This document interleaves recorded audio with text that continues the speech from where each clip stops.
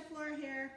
I thought I would show you guys how to make some really fresh homemade guacamole just in time for Cinco de Mayo, which is coming up next week. So first we'll start off with, you need a ripe avocado, jalapeno or a serrano or even habanero, depends on how hot you like it. If you don't like it hot at all, you can leave the chili out altogether. I like to use green onion as opposed to yellow onion, but you can use either. 1 tomato, some lime, fresh coriander, cilantro, a little bit of salt and pepper, and that's it. Okay, so first we're gonna start with cutting your avocado. And you wanna just take your knife, slide it all the way across, and you can feel the seed in the center. Then it should just pop off nice and easy if you give it a little bit of a twist. There you go, see? So I've got the seed. An easy way to take it out, but please be careful if you're gonna do this. You just give it a little tap with your knife.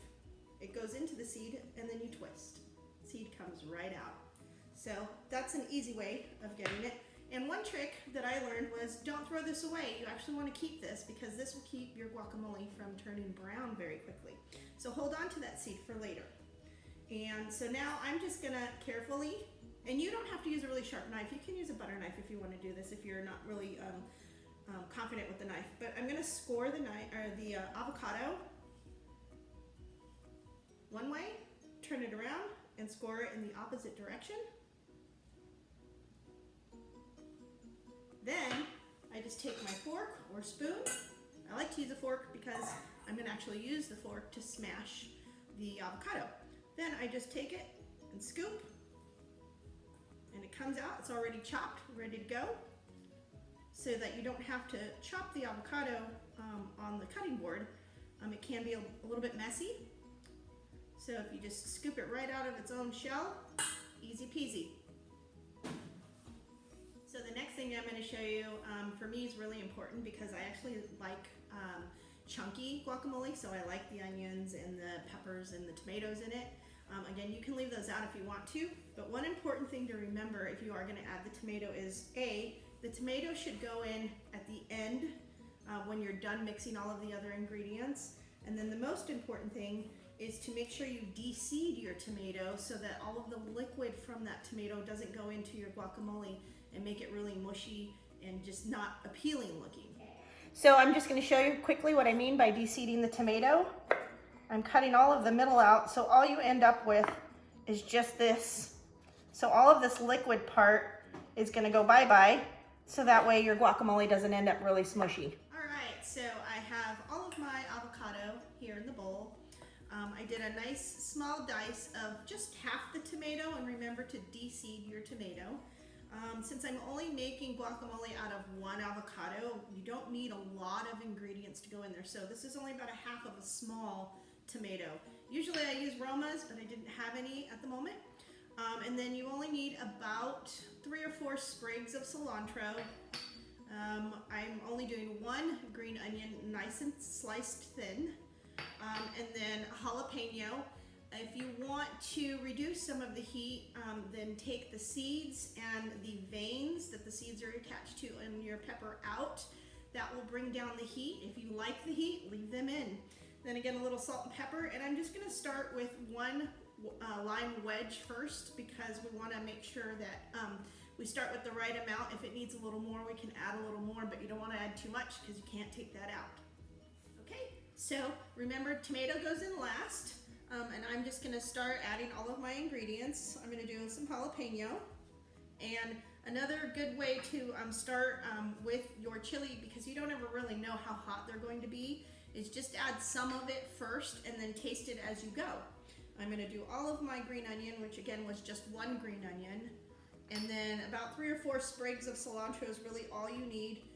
Obviously, if you're gonna make a big batch for like a big party or something, then you'd want to add a little bit more of these ingredients. Some pepper, I do like lots of pepper, and then some salt, and we're just going to squeeze 1 lime wedge in there, and then I'm just going to use a fork to smash it.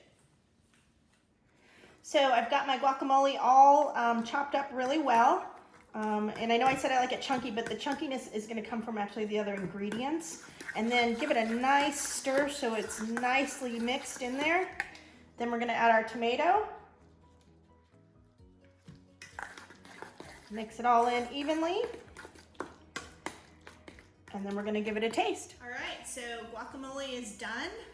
All ready to go. And remember, if you're going to save this for later, put the seed in there to help it keep from browning. And now, in order to enjoy our guacamole, we have to have some really good tortilla chips. So I'm going to actually make some fresh. I didn't make the tortillas from scratch, but it is just store-bought corn tortillas.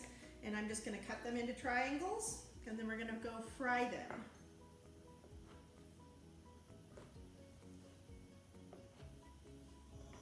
Okay, so the key to frying is make sure that your oil is really hot. Otherwise, you're just going to end up with not so crispy tortillas. So my oil has been on high for, I don't know, about 3 or 4 minutes, and it's nice and hot. So we're just going to throw some tortillas in there and fry those bad boys up. It's pretty quick. You don't have to fry them for very long. So my chips are nice and golden now, and I'm going to go ahead and pull them out. I like to put them in a bowl with a little bit of paper towel so it can soak up some of the excess oil. And then what I'm going to do is I like to salt them with a little Mexican seasoning that's called Tajín. You don't have to use it. It's just my way of doing it. I really enjoy it because it's got a little bit of lemon in it, or lime flavor. So I'm just going to pour a little bit of the Tajín on there.